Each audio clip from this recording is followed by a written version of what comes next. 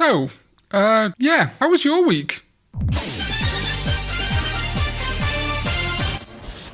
What is up, digital companions? My name is Karn EX and welcome back to one of the biggest videos of my entire life. Nothing major. Yes, a week before Digimon Story Time Stranger released, Friday, September 26th, Bandai Namco UK gave me the Ultimate Edition Digital of Digimon Story Time Stranger. I haven't received any Jupitamon in the mail yet. I want to get some things out of the way. This video is not going to discuss any major or even really minor story spoilers. You can watch this video. I'm going to talk about mechanics and things like that, but I'm not going to talk about basically a shred of the story and certainly nothing more than a few hours in. Other than at the very end of the video, which I will signify and timestamp, where I'll talk about some roster additions that I'm very happy with and some minor things that I thought are cool, which are bordering on spoilers, but I'm not going to talk about anything that's actually spoiler related to the story of the game. Second of all, this video probably would have been even more exciting if certain physical copies hadn't got shipped out early thanks to places like Amazon Germany. But listen, you know, copies are in the hands of people. It doesn't seem like too much has been leaked out, so that feels pretty good. I still got the jump start on Aulia though.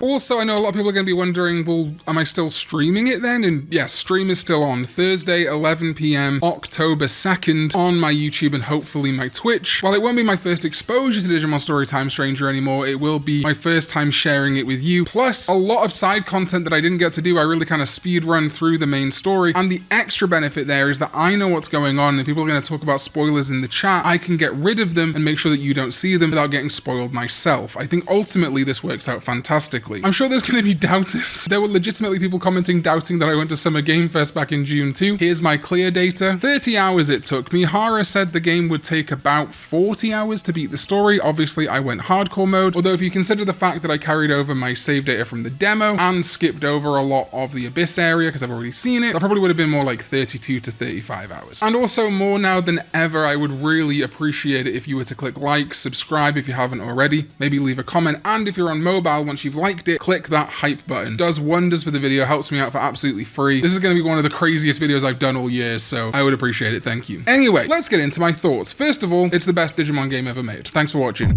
No, but seriously, I have liked many Digimon video games. I have loved a couple. I have never been in love with a Digimon video game like I am this one, even Survive. To give you an idea of how much I liked it, when I beat it and it gave me the new Game Plus option, I didn't plan to keep playing and I just kind of did. I just went through the introduction again and started doing random stuff. That's actually probably the first thing I want to touch on is the new Game Plus, which sounds like a weird way to start. But I know a lot of people are very curious about the Mega and Mega Plus difficulties. These only unlock when you beat the game. These are new Game Plus only. And as you can see here, Mega is for players seeking to immerse themselves in challenging battles. Enemy Digimon will be more powerful and appear in greater numbers. Optimal training and party composition will be a necessity. That sounds pretty good. And then you've got Mega Plus, for players who want to experience battles of the highest difficulty. Items cannot be used in battle, and escaping is not an option. This mode makes every fight a thrilling experience, but of course you can always downgrade your difficulty during the game if it gets too much. So I kind of started at the end there, and that is sort of how the video is going to be. I have a big list of notes, and I'm recording this on September 29th, with this video going out for you on October 1st. I believe it should be anyway. So my notes are kind of scattered all across, basically messaging myself every time I wanted to remark on something. Also something of note is that it's Mega and Mega Plus difficulty because yes, despite what we saw on social media, it seems that instead of Ultra, they're now using the term Mega Plus for Agumon Bond of Bravery and Gabumon Bond of Friendship, as well as presumably some other Ultra-ish Digimon. So I did talk about this in my DLC video, but I can confirm this now. What early unlock literally means is an Agumon and a Gabumon appear in your box. They cannot digivolve to anything else, they cannot de-digivolve. This actually led to something quite funny at one point in the game that I can't talk about, and they very easily digivolve to the bonds, like Agent Rank 1. I did it basically immediately, and yeah, they are going to carry you through the game. Having Megas this early is frankly broken. I tried not to use them, but because I was trying to get through the game as quickly as possible, I tended to rely on them pretty heavily, but I won't for my streams, I don't think, and probably not for New Game Plus. Another big shame is that unfortunately, Gabumon Bond of Friendship is not rideable. I was hoping we might get its motorbike mode as a rideable Digimon, but it isn't. They look really good though, their attacks are very useful, and honestly, while they do feel a little bit broken in the the early game. By about halfway through, while they do help, they aren't significantly OP, and in fact often would get knocked out in my gameplay. Talking about some other DLC stuff, the outer dungeon missions do have DLC, which are not included in any of the editions of the game, which I think kind of sucks. I did try checking out what these were, the XP, money, and the other one, but when I tried to click through to the store, because the game hasn't released yet, I couldn't. Because the storefront for this game is not active on PS5 yet, or I guess any storefront, this also meant that if I was eligible for the Black Agumon and Black Gabumon, I couldn't receive them. So they definitely seem to be DLC. They're going to be a code that you will be given when you pre-order physically or digitally. I'm hoping that because this is a digital Ultimate Edition and it's already installed, maybe magically once the game is actually out, I will get Black Agumon and Black Gabumon, but I'm thinking maybe I might miss those guys until they're later purchasable on storefronts, which Bandai Namco have now indicated they will be. In a tweet, they said that pre-order stuff will be purchasable later once the game is already launched. Also in my DLC video, I said that the collaboration t-shirts were going to be DLC, and I assumed free. That's what I was led to believe based on the post they had made. However, it's actually not DLC. They're just straight up in the base game. You can buy them from t-shirt shops, and they just cost in-game currency. You don't have to spend a single dime on these. I got the Tekken one, I got a couple of others, and there are actually a lot of t-shirts in the game, but there's no character customization outside of outfits. So t-shirts and changing your pants and things like that are all in one. So if you change into a t-shirt, you get the pants associated with that t-shirt. If you change into the DLC costume, you get the full costume. You don't get to do haircuts or anything like that. However, and again, I won't say why, I actually think it kind of works. There's actually a reason for it. Can't say more than that. Speaking of the outfits that I think is really funny is if you put Ageomon into an outfit, whether in the human world or the digital world, he will wear it both out of and in battle. So here we've got Cyber Sleuth Ageomon fighting. Something else that I noted is that certain boss Digimon like the Metal Greymon Virus from the intro, Kawagamon, and even a Cyclonemon that show up do not give you scan data. So certain like rampaging Digimon or bosses, etc., you don't get any scan data for. What really surprised me is just how much of the game is set in the human world. I don't want to talk about spoilers at all, but really based on what we'd seen, I really thought it was going to be almost completely devoid of the human world bar moments. And while the majority of this game does take place in the digital world, I was actually really happy with the balance between real world and digital world.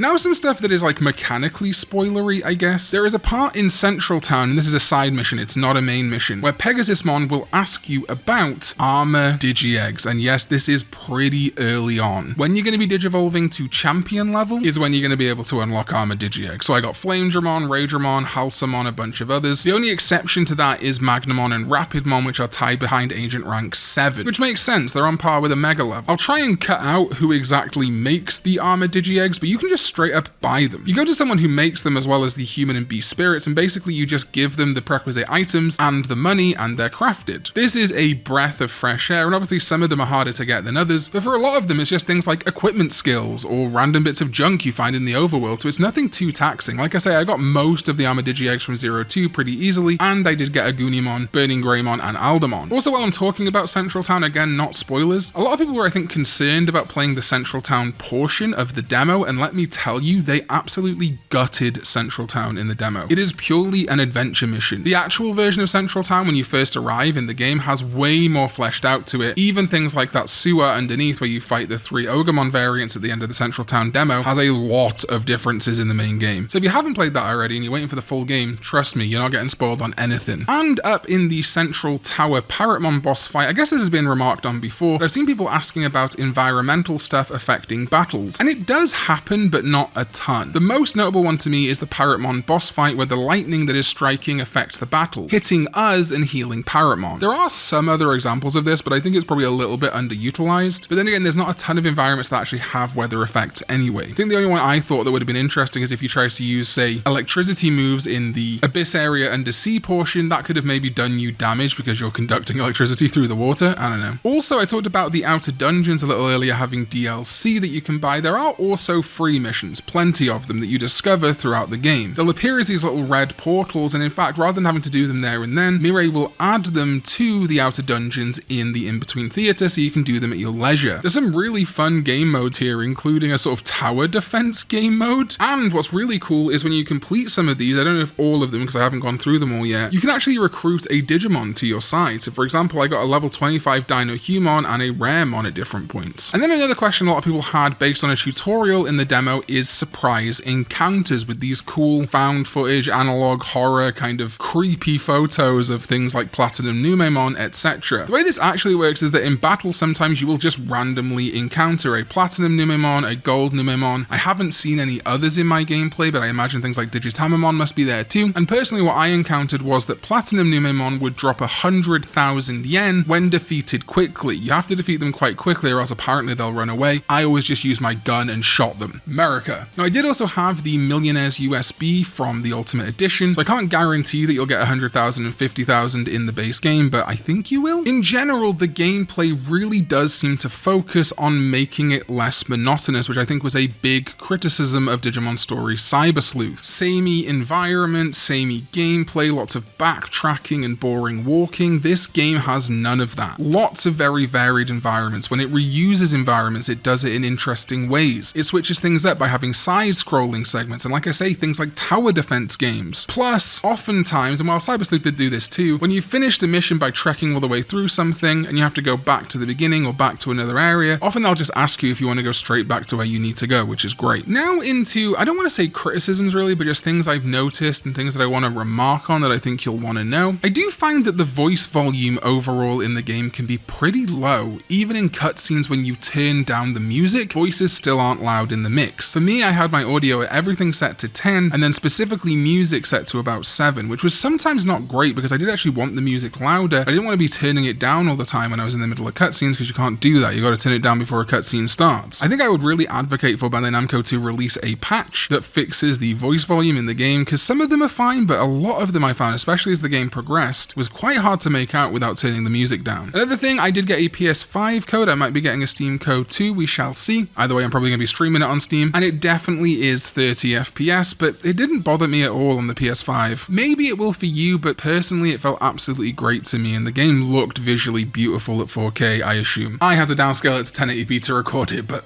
personally, I really do think they should optimize this for PS5 Pro. While I have discussed the reasons why it might be locked at 30 FPS, I think given a little bit more time, they could easily get it to 60. Like I say, especially on PS5 Pro, or at least give an option like a performance mode or a quality mode, so make the game go down to 720 or 1080 to get 60 FPS instead of 4K 30. I think it's just something that a lot of people are complaining about, and so it would do them well and get them some good faith if they did sort that out. This isn't really a criticism, but while yes, agent skill does mean you have to wait for Digivolution, honestly, it's really not so bad. I found myself getting to Digivolution stages naturally that match the pace of the game. I think the only time that I really didn't was in the end game, which I can't talk about, where I hadn't quite reached the agent rank to get Mega Digimon through Digivolution. However, that might be a me skill issue for not doing enough side quests and grinding. I think you probably could. Something also of note that I like is the game makes it very clear when you're going to be progressing past a bit, which will lock you out of some side missions for a while. So for example, there is a point for a while where you can't forge new armor Digi-Eggs. However, none of it is permanent, and there is something I can't talk about that also makes it easier. Wish I could talk about it. There is a whole chunk of the game I'm expressly not allowed to talk about just for clarity.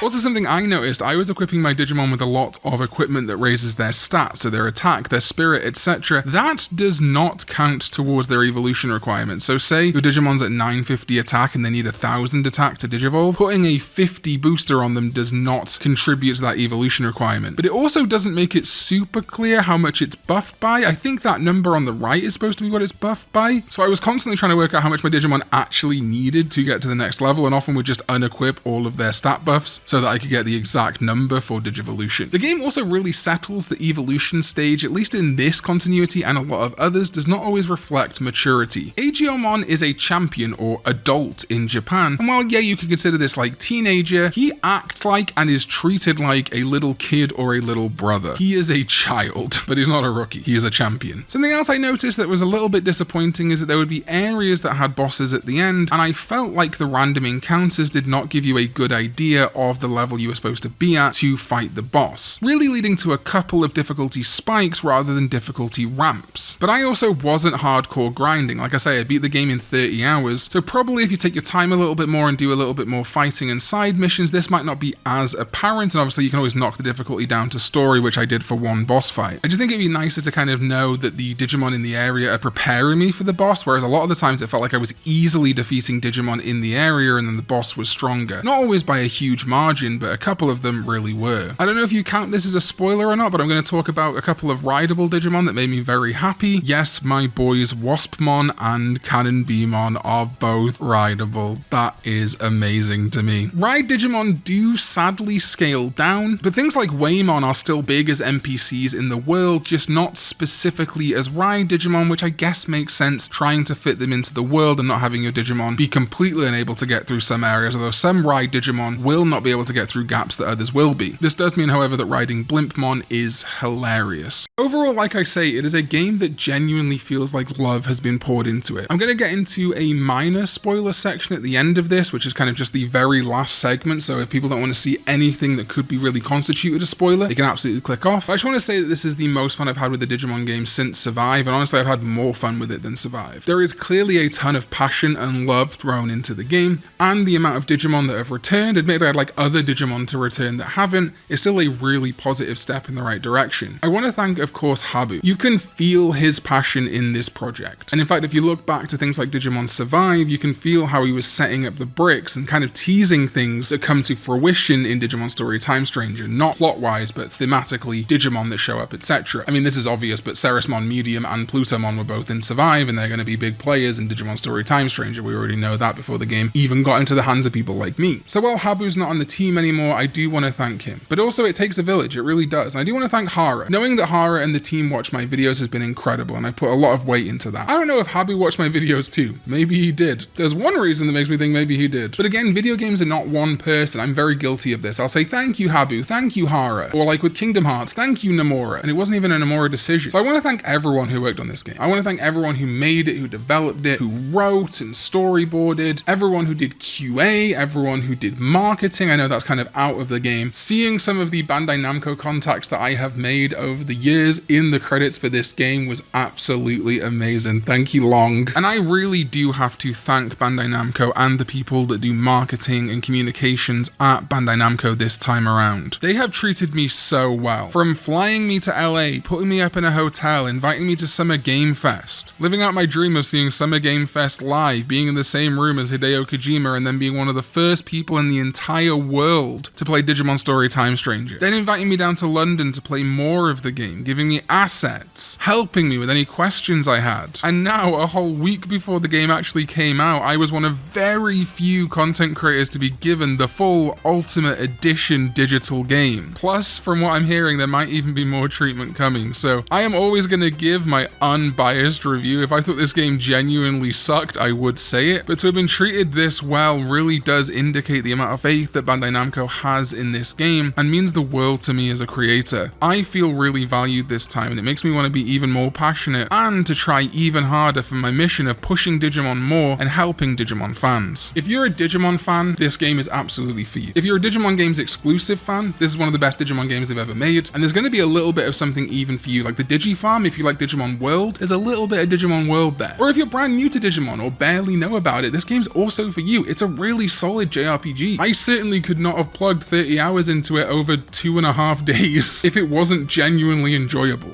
Not even hype can take me that far. So thank you to everyone who made that beautiful. Now let me ruin it a little bit with some minor spoilers.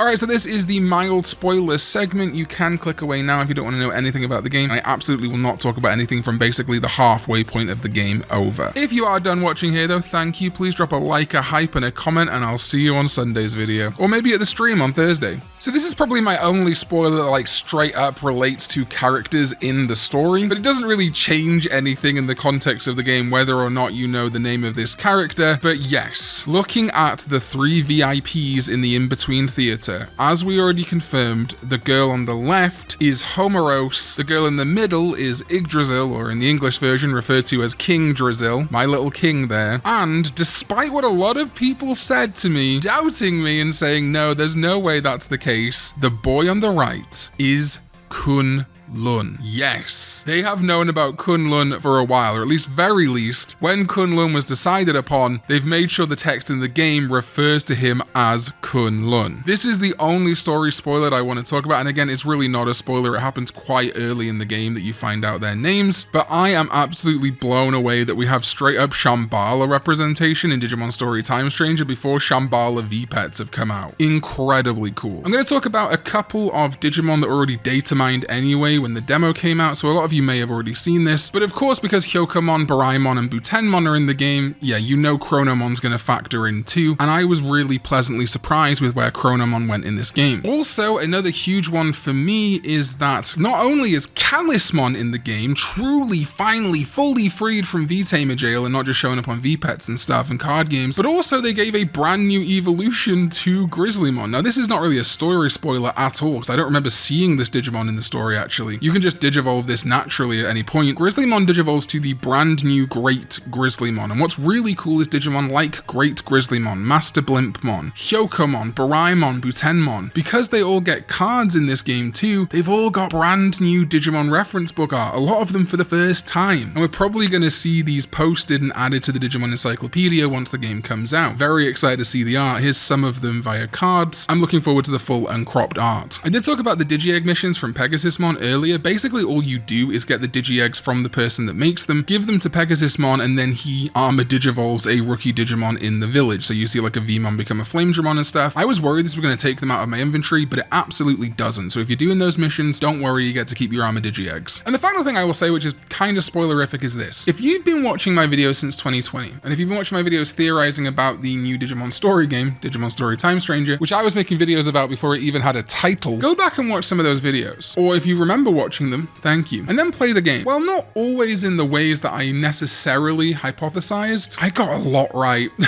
I got a lot right in one way or the other. So at least it seems my media literacy skills are doing okay. Anyway, that is it for now. I am going to be streaming this, like I say, on Thursday. There's going to be a ton of new Digimon Story Time Stranger, Beat Break, custom art videos, so much more coming. I guess this is technically the Spooktober Spectacular, though I don't think this is a Spooktober Spectacular this year. I think this is Digitober. Thank you so much to my sovereigns, ZDK14, Chaotic Prophet, and Jeremy Babineau. Everyone else who supports me on patreon.com/Karn EX, you could join them right now to support this channel and get early access to videos, rewards, things like that. And thank you to my channel members here on YouTube too for joining with that button down below, supporting this channel and changing my life. I feel truly blessed. If there are any questions you have for me, I will answer them in the comments down below. But when someone asks a question like that and it is going to be spoilerific, I might answer. So don't click the reply to see what I said if you don't want to get spoiled, okay? Love you all so much. Thank you for changing my life, and I'll see you next time on We Go Digital.